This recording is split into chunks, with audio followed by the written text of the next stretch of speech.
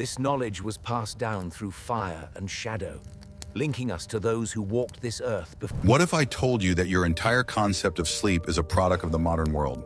Medieval people didn't just sleep, they survived on sleep, and their night was divided into two parts, which today would be considered a disorder. In those days, winter was not just a season, but an annual siege, a real enemy that dictated how to live, how to work, and most importantly, how to sleep. People did not fight winter. They learned to survive it, using their wits and centuries of experience. Watch the video to the end to find out why waking up in the middle of the night was considered normal, and what one item in the house was more important than a bed for survival. I will reveal the best-kept secret of medieval winter. The main enemy was not so much the cold as the almost complete darkness. Modern people, living in a world of electric light, cannot fully imagine this experience. When the sun set at 3 or 4 in the afternoon, a pitch-black night would descend, lasting 16 or even 18 hours. This darkness was not just an absence of light, it was a palpable, oppressive presence. The psychological pressure of this endless night was enormous. The world of man was reduced to the size of a single room, lit only by the dancing flames of the hearth. Everything outside this small circle of light was plunged into uncertainty. This gave rise to a particular perception of the world, where home was the only safe haven. Artificial lighting was an incredible luxury and came with its own difficulties. Most peasants could only afford a splinter, a thin piece of wood that burned quickly, smoked, and required constant attention. Tallow candles made from animal fat were not available to everyone. They smoked and emitted an unpleasant odor. Wax candles, which burned cleanly and brightly, cost a fortune and were used almost exclusively in churches and the homes of the upper nobility. This lack of light dictated the entire daily and nightly routine. With the onset of darkness, any work requiring precision ceased. Traveling outside the home became dangerous and impractical. The famous curfew, or couvre-feu in French, originally meant an order to cover the fire, a signal to extinguish fires to prevent fires in dark wooden buildings. All economic and social life came to a standstill. Rivers and ports froze over, halting trade and communication. Travel, already unsafe, became almost impossible. Every village and farmstead became an isolated island, cut off from the rest of the world by snow and darkness. People were forced to rely only on their own supplies and each other. It was this darkness that forced people to go to bed so early, almost immediately after sunset. There was practically nothing to do, and wasting precious fuel for candles or torches was wasteful. Sleep became not just rest, but a way to wait out the long, empty, and cold hours. This darkness shaped a unique sleep pattern, which we will discuss later. There was more light in castles and wealthy estates, but even there twilight reigned. Huge halls were lit by torches and numerous candles, but their light was barely enough to dispel the shadows in the high arches. Winter made everyone equal in the face of night, albeit to varying degrees. This darkness was the backdrop against which the whole drama of medieval winter survival unfolded. The long evenings, however, were not spent in complete idleness. It was in this semi-darkness, by the hearth, that oral culture was born. People told stories, passed on legends by word of mouth, and sang songs. It was a time for strengthening social ties, for spinning together or repairing tools by the dim light of the fire. The perception of time was also different, more fluid and imprecise. In the absence of clocks, time was measured by natural cycles, the crowing of roosters, or how much wood had burned in the hearth.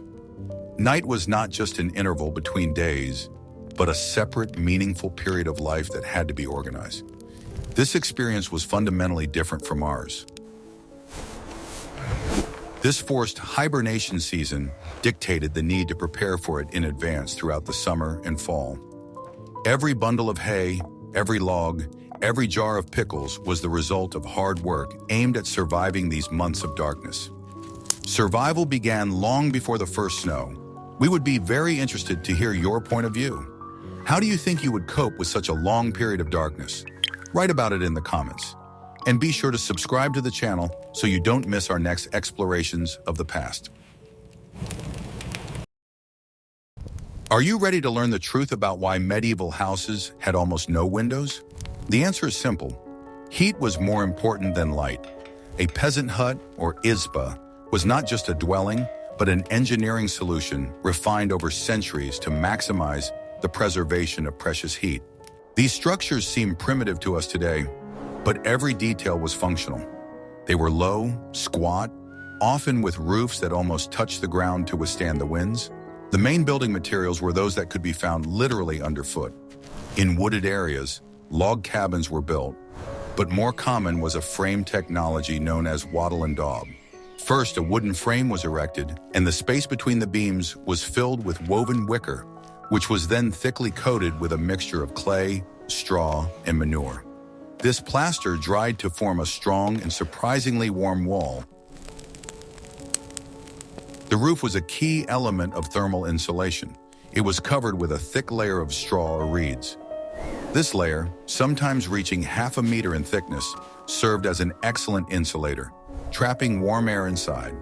In addition, the steep slope of the roof allowed snow, which is also a good insulator, to lie in a thick layer, further insulating the house. Roof repairs were a constant concern, as any leak during the winter was a disaster. The floor in most peasant huts was simply earth, carefully tamped down. This may seem cold, but in fact the earth, which was below freezing, maintained a relatively stable, albeit low temperature. Such a floor did not let in the icy wind as gaping wooden floors would have done. Often the floor was covered with straw or dry grass, which served as additional insulation and absorbed moisture. There were no windows as we understand them. Small openings were left in the walls for ventilation and to let in a little light. At night or in severe frost, these windows were tightly closed with wooden shutters or simply plugged with bundles of straw. Glass was an unimaginably expensive material, available only to churches and palaces, so peasants always had to choose between light and heat. The whole family's life took place in a single room. This one-room structure was dictated by the need to save heat. The same room where people slept, ate, and worked often had a hearth. The space was clearly divided into zones, albeit without walls. A place to sleep, a place to cook, a place for crafts. The door was another weak point in the defense against the cold. It was made of thick boards, but it rarely fit tightly. The gaps around the door were covered with heavy skins, old blankets, or any thick cloth that could be found. The creation of a vestibule, or at least a simple curtain at the entrance, was an important improvement that prevented cold air from entering the house. This architecture forced people to live in extremely close quarters. It was not a matter of choice or comfort, it was a matter of survival.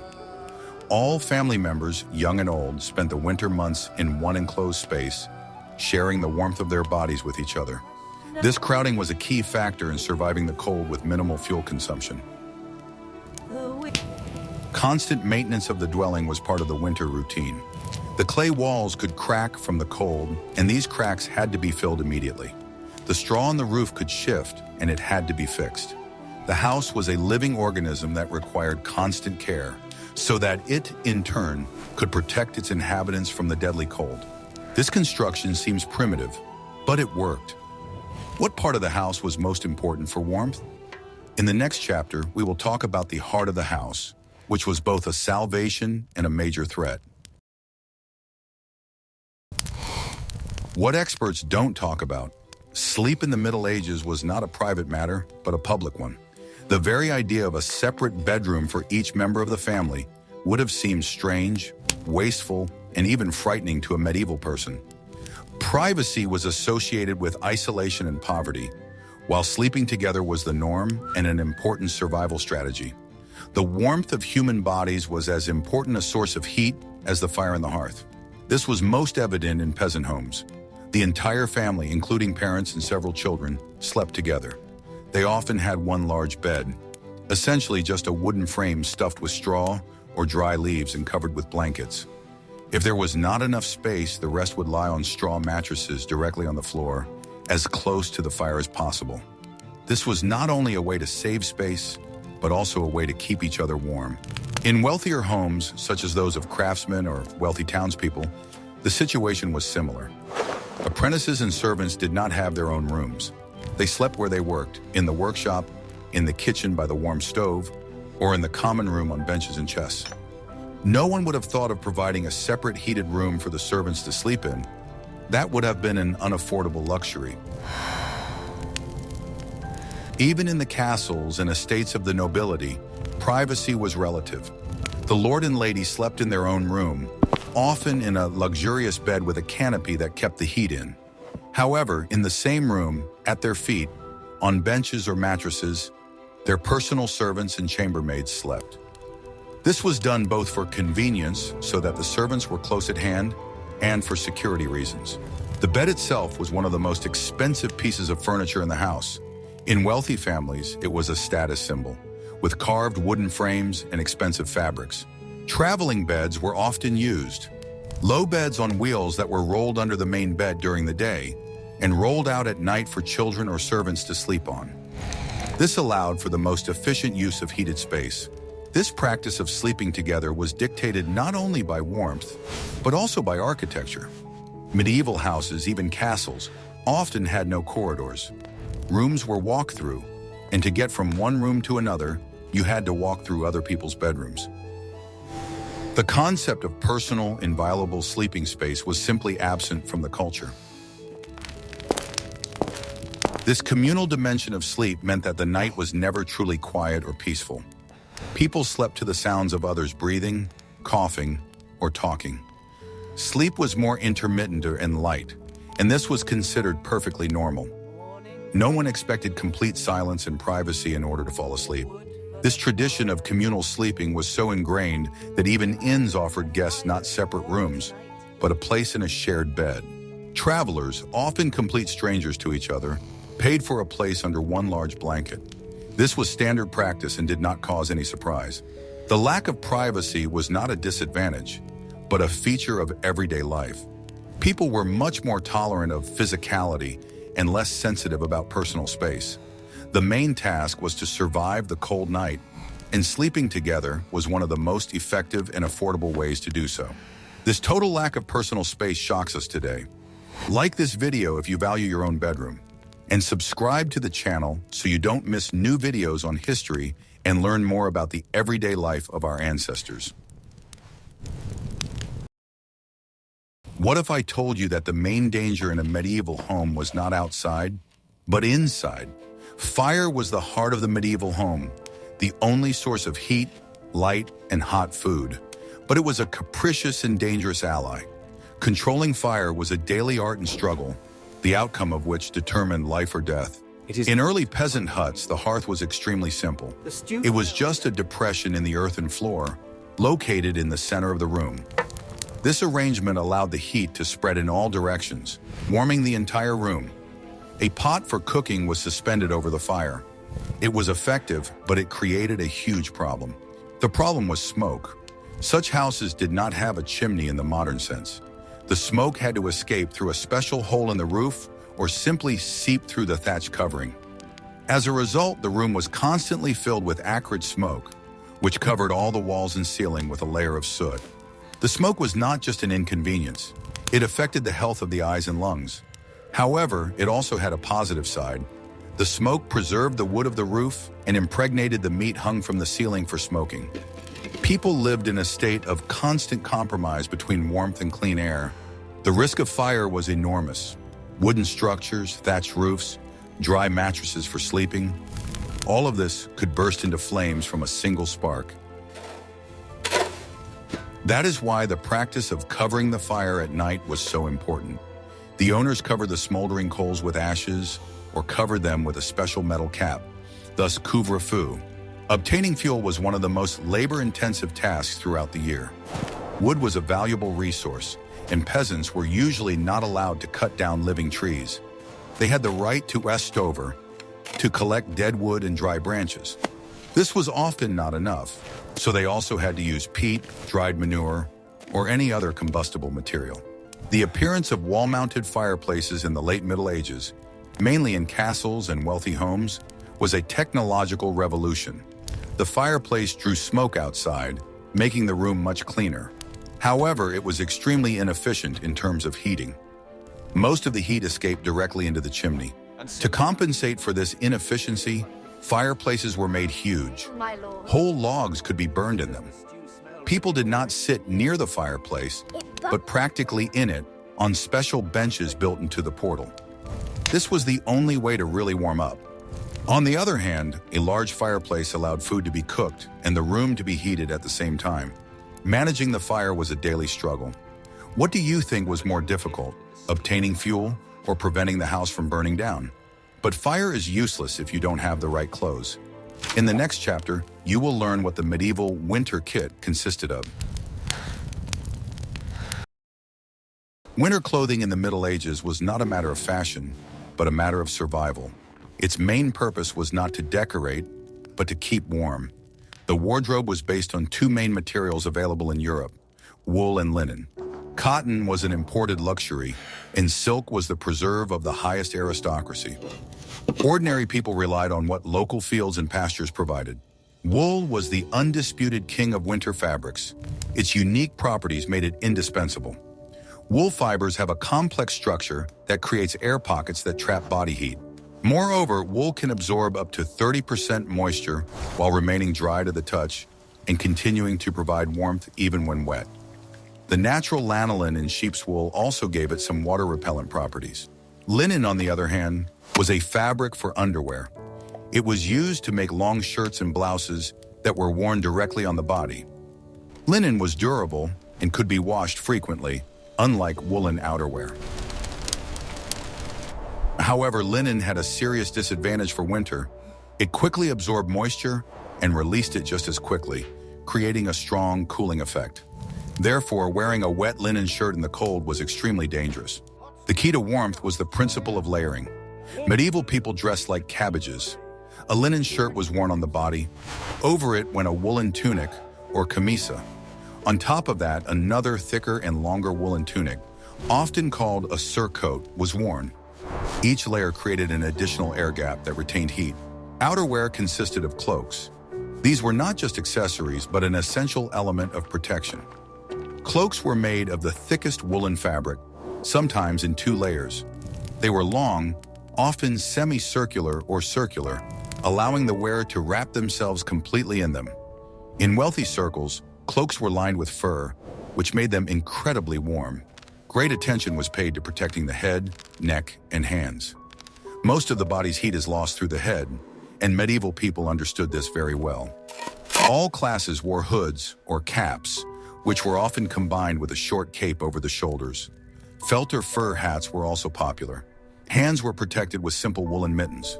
Men wore stockings on their feet, separate stockings that were attached to the belt. Linen pants could be worn under them. Women wore long dresses and woolen stockings. Footwear was simple, usually leather turn-up shoes sewn from a single piece of leather. They quickly became wet, so dry grass or moss was often stuffed inside for extra insulation. Fur was an important insulator, but its availability depended on status. Peasants and townspeople used cheap furs: rabbit, squirrel, fox, or simply sheepskin. The aristocracy wore expensive and prestigious furs: ermine, sable, and beaver. Fur was not only used to line clothing, but also to trim cuffs and collars, which also helped to retain heat. Nightwear as such was almost non-existent. Most people slept either in their linen undershirts or without any clothes at all. Warmth was provided not by nightshirts, but by heavy blankets, skins, and, as we have already mentioned, the warmth of other people sleeping nearby. It was not customary to go to bed in outer clothing, as it had to dry by the fire. Cleaning and caring for clothes was a difficult task. Wool could not be washed often. It was mainly beaten and aired. Linen shirts were washed using lye, an infusion of ash. In winter, drying laundry became a problem. It was hung in the same smoky room by the hearth, where it absorbed the smells of smoke and food. Are you ready for the shocking truth about sleep? Medieval people did not sleep for 8 hours straight, and this was perfectly normal. The concept of a single, monolithic 8-hour sleep is a relatively modern phenomenon that only became the norm after the Industrial Revolution and the spread of artificial lighting. Before that, for thousands of years, people practiced what historians call segmented sleep. The routine was simple and dictated by the sun. When darkness fell, around 8 or 9 in the evening, people went to bed. This first period of sleep, known as the first sleep, lasted about 3 to 4 hours. It was the deepest and gave the body the main rest after a hard day's work. Around midnight or 1 o'clock in the morning, people would naturally wake up. This was not considered insomnia or a disturbance. On the contrary, this period of wakefulness, lasting 1 to 2 hours, was an expected and important part of the night. In historical texts and diaries, it is referred to as the night watch, or simply the watch. This hour or two was used for a variety of activities. It was the only truly personal, quiet time that a person had. People got up to throw wood on the fire and check that everything was in order in the house. It was a time for quiet activities that did not require bright light. Many used this time for religious practices. Monastic life was built around night prayers, and lay people often followed this example. It was the perfect time for quiet prayer or reflection on the past day. It was believed that during these quiet hours, the connection with the divine was especially strong. It was also a time for communication. Spouses could use this pause for intimacy, away from the hustle and bustle of the day. It was possible to talk quietly with those who were also awake. Doctors of the time even recommended that this period after the first sleep was the best time for conception. People could also do small tasks. Women could check on their sleeping children or do a little spinning by the light of the hearth. Men could repair something. It was a time free from social obligations and hard work, a quiet haven in the middle of the night. After this period of wakefulness, people went back to bed. The second sleep began, which lasted another 3 to 4 hours until dawn. This sleep was usually lighter and filled with dreams. With the first rays of the sun, people woke up, fully rested and ready for a new day. This two-phase sleep was so natural that its disappearance in the 18th and 19th centuries went unnoticed. With the advent of bright street and home lighting, people began to go to bed later. This concept completely changes our understanding of the night. Do you think this nighttime pause was beneficial? But what sustained their strength during those long, cold months? In the next chapter, you will learn what was in a medieval peasant's winter pantry. Survival in winter depended not on what could be obtained, but on what had been preserved from summer and autumn. The winter diet was monotonous but nutritious, based on long-lasting foods. There was no fresh food except perhaps cabbage or root vegetables from the cellar. The entire food system was based on 3 pillars: grain, pickles, and dried meat. Grain was the basis of life, the main source of calories. Wheat, rye, barley, and oats were stored in barns or in chests in the house itself, in the driest place possible. Every day, women spent hours grinding some of this grain into flour by hand on stone millstones. It was hard, monotonous, but vital work. This flour was used to bake bread. Medieval peasant bread was not like the bread we're used to. Most often, it was heavy, dense, dark bread made from rye or barley flour. It was filling and could be stored for several days. Bread was not a supplement to food, it was the food itself. It was eaten with soup, cheese, or simply dipped in ale. The main way to preserve meat was salting. In late autumn, usually in November, peasants slaughtered pigs. Pigs were ideal winter animals. They grew quickly and provided not only meat but also lard, which was also salted and smoked. Beef was salted less often, as cows were kept until spring for milk and draft power. The meat was placed in barrels and covered with a large amount of expensive salt. Other methods of preservation were smoking and drying. Ham, sausages, and fish caught in summer and autumn were hung from the ceiling above the hearth. The smoke that constantly filled the room slowly smoked the food, giving it flavor and protecting it from spoilage. Dried meat was as hard as wood and had to be soaked and cooked for a long time before consumption. Vegetables were also an important part of the diet. The main winter vegetables were root vegetables: turnips, parsnips, carrots, and beets. They were stored in cellars or simply in pits covered with sand. Turnips were the potatoes of the Middle Ages, a versatile, cheap, and filling product that was boiled, steamed, and baked. Fermentation was another ingenious method of preservation. Cabbage, cucumbers, and other vegetables were fermented in barrels. Sauerkraut was not just food, but an essential source of necessary vitamins in winter when fresh greens were not available. This simple dish saved people from scurvy and other problems associated with vitamin deficiency. Dairy products were rare in winter. Most cows did not produce milk during the winter months. Therefore, in summer and autumn, surplus milk was processed into long-life products such as hard cheese and salted butter. These products were a valuable source of fat and protein during the cold season. The main drink was not water, but ale or beer. Water from wells or rivers was often unsafe to drink. The brewing process, which involved boiling, killed bacteria. In addition, ale was very high in calories and was called liquid bread. It warmed and provided the energy necessary for survival. The real test was not December or January, when supplies were still plentiful. The most difficult time was the end of winter, February and March. This period was called the hungry gap. Last year's supplies were running out, and the new harvest or even the first greens were still far away. It was during these months that survival became the most difficult task.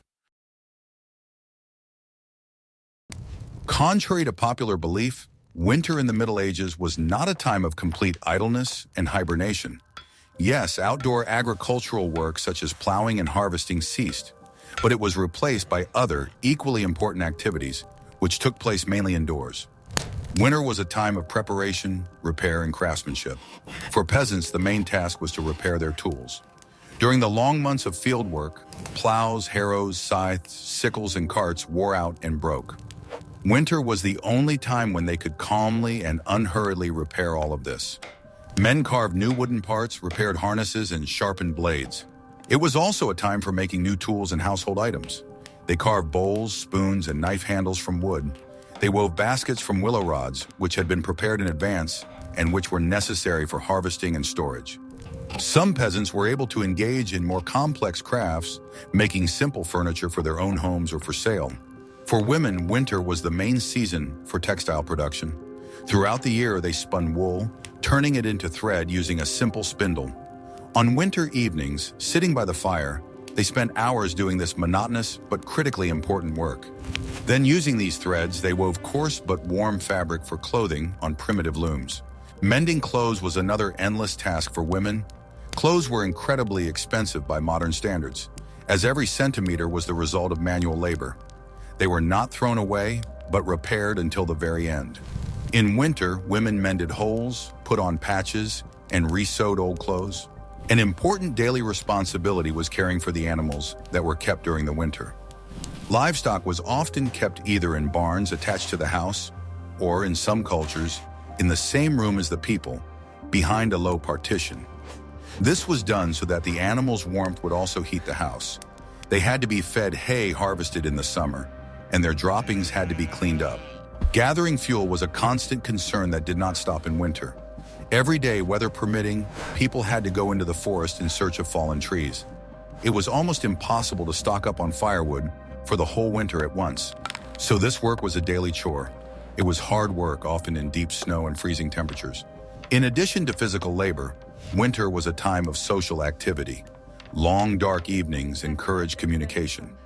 Neighbors often gathered together in the warmest house.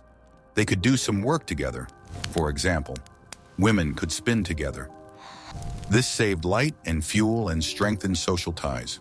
In the cities, the lives of artisans also changed. Blacksmiths, shoemakers, and potters continued to work, but their working days were shortened due to the lack of light. Winter was a time for making goods for storage in anticipation of the spring fairs. Commercial activity slowed down, allowing time for production. This winter work was invisible but absolutely necessary. It ensured that when the snow melted in spring, the farmer would have a working plow, his family would have clothes, and the house would have utensils. It was work aimed at the future, at ensuring the next cycle of life. The experience of winter survival in the Middle Ages varied dramatically depending on social status. The strategies available to a lord in his stone castle were completely different from those available to a peasant in his mud hut. And paradoxically, in some respects, the peasant might even have been warmer than his master. A stone castle was a symbol of power, wealth, and protection from enemies. But it was a terrible trap for the cold. Thick stone walls conducted heat poorly and absorbed the icy cold. The huge, echoing halls were almost impossible to heat. The temperature in the castle in winter was often only a few degrees higher than outside. Huge fireplaces were used to heat castles. The Great Hall could have a fireplace large enough to roast an entire ox. However, as we already know, most of the heat from such a fireplace escaped up the chimney. To keep warm, the castle's inhabitants had to sit practically in the fire. This required a huge amount of firewood, which the servants had to chop and bring in around the clock. The main way to combat the cold in the castle was insulation. Stone floors were covered with thick layers of straw, on top of which expensive carpets were laid. But the main salvation was tapestries. These heavy woven fabrics, which were hung on the walls, were not just decoration. They performed a critically important function. They blocked the icy drafts coming from the stone and created a warmer air layer. The lord and his family had a private room, known as the solar. It was a relatively small room, often located on the upper floor, which was easier to heat with a separate fireplace. It was here that the family spent most of the winter, sheltering from the cold and bustle of the Great Hall. At night, they slept in huge four-poster beds with heavy curtains, which created a warm room within a room. The peasant's hut, on the other hand, was a model of thermal efficiency, albeit unintentional. The small volume of the room, low ceilings, earthen floor, and thick thatched roof were all designed to maximize heat retention. The heat from the hearth, the heat from cooking, and the heat from the bodies of the inhabitants themselves quickly warmed the small space. While the lord suffered from drafts in his huge hall, the peasant lived in constant, albeit smoky warmth. The crowding that would have been unbearable for an aristocrat was a matter of survival for a peasant. In this sense, the hut was a more perfect survival machine than the castle. There was also a difference in diet. The lord continued to eat a varied diet in winter. He had large stocks of salted and smoked meat, game, wine, imported spices, and sugar. The peasant ate a monotonous diet of bread, porridge, and turnip soup. However, his diet was high in calories and allowed him to maintain his energy. Clothing also demonstrated this gap. The lord wore several layers of clothing made of fine wool, velvet, and silk, lined with expensive furs. The peasant had one or two changes of coarse woolen clothing and a sheepskin cloak. But the principle of layering and using wool was common to all. Thus, wealth did not always guarantee comfort. The lord bought his status at the price of living in a cold stone sack, saved only by the enormous expenditure of resources: firewood, fabrics, and furs. The peasant, on the other hand, survived thanks to communal heat and the thermal efficiency of his primitive but clever dwelling. Survival in winter in the Middle Ages was not an individual but a collective task. A lone individual attempting to survive the winter in isolation was almost doomed. Cold, hunger, disease, and lack of resources left no chance for a person without the support of their neighbors. The entire social structure of the medieval world, from tiny villages to city neighborhoods, was built around the principle of mutual aid. People did not just live side by side, they literally depended on each other. Social ties were as vital a resource as firewood, grain, or dry kindling for the hearth. With the onset of cold weather, life slowed down, roads were covered with snow, and the village turned into a single closed organism. Travel between settlements ceased, merchants and travelers disappeared from the roads, and each person found themselves locked in their own little world, with neighbors, relatives, and kin with whom they would have to spend the long, dark months. This forced coexistence required patience and the ability to cooperate.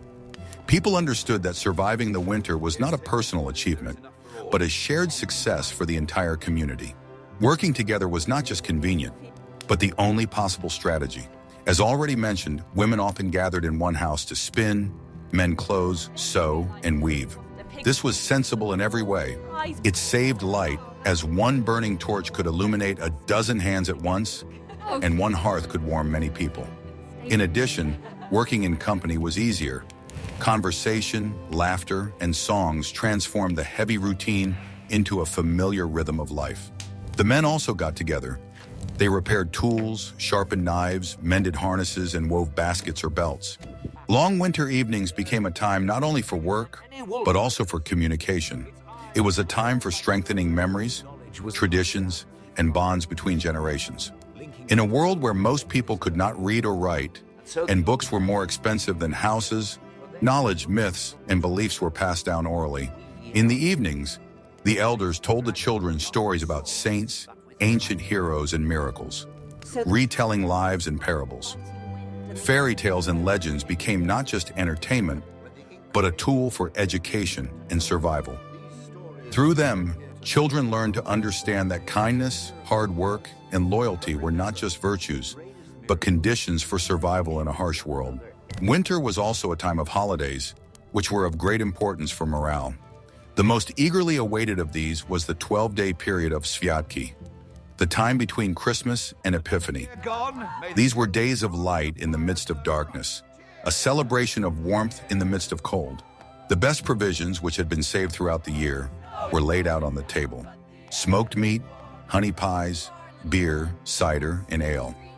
Even the poorest tried to arrange at least a small feast, because joy made winter seem shorter. People sang, danced, told fortunes, and held processions, despite the cold and snow. These holidays had a deep meaning. They served as a psychological outlet, a release for accumulated tension. From time to time, the social order was briefly overturned. During the 12 days, people could elect a Lord of Mischief, a joking ruler of the holiday who was allowed to break the strict rules. Such rituals of laughter and chaos did not destroy society, but on the contrary, helped it to release accumulated pressure and regain balance.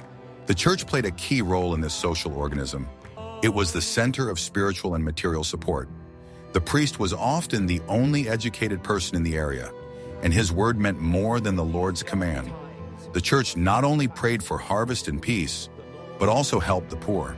Part of the tithe, a tax paid by all parishioners, went to help widows, orphans, and the sick. Often, it was the church barn or pantry that became a source of salvation in times of famine. The feudal system, despite all its harshness, also implied a certain responsibility. The lord of the manor, who owned the land, understood that without peasants, his fields would remain empty. In times of famine, when the harvest froze or burned, he could order the castle granaries to be opened to distribute grain to those most in need. Sometimes this was a necessary step to preserve the workforce, but often it was a manifestation of paternalism, an ancient understanding of a lord's duty to his people. This social cocoon was the main protection for people in a world where there were no government services, hospitals, or social security. If someone's house burned down, neighbors would help rebuild it or take the family in. If someone fell ill, the women took turns caring for the sick, bringing food and hot water. If a widow had no firewood, the men went to the forest together and chopped a supply for her. Individualism was a luxury that medieval people could not afford. To survive alone meant to perish. When spring finally arrived, the community emerged from winter exhausted, emaciated, but more closely knit than before. Shared trials purified, united, and gave a new sense of strength. People thanked God for living to see the new sun. It was this social fabric, woven from faith, a habit of hard work and mutual aid, that allowed humanity to survive the most terrible cold, hunger, and disease. Not only warm huts and supplies, but also trust between people made possible the miracle that every spring, life began anew. We conclude our immersion into the cold and dark world of medieval winter. As we can see, survival was a complex art, woven from many threads. It was the right architecture of huts, multi-layered woolen clothing, and stocks of salted meat and sauerkraut. But the main secret was the adaptation of the way of life itself. People did not fight winter, they accepted its rules. They changed their sleep patterns, switching to a two-phase cycle to make productive use of the long night. They sacrificed personal space and light for the sake of warmth. They turned their homes into smoky but warm and safe havens. What other topics from medieval life would you like us to cover? Perhaps you are interested in medieval medicine, the justice system, or everyday life in the city. Suggest topics for future videos in the comments. And don't forget to subscribe so you don't miss our next dives into history.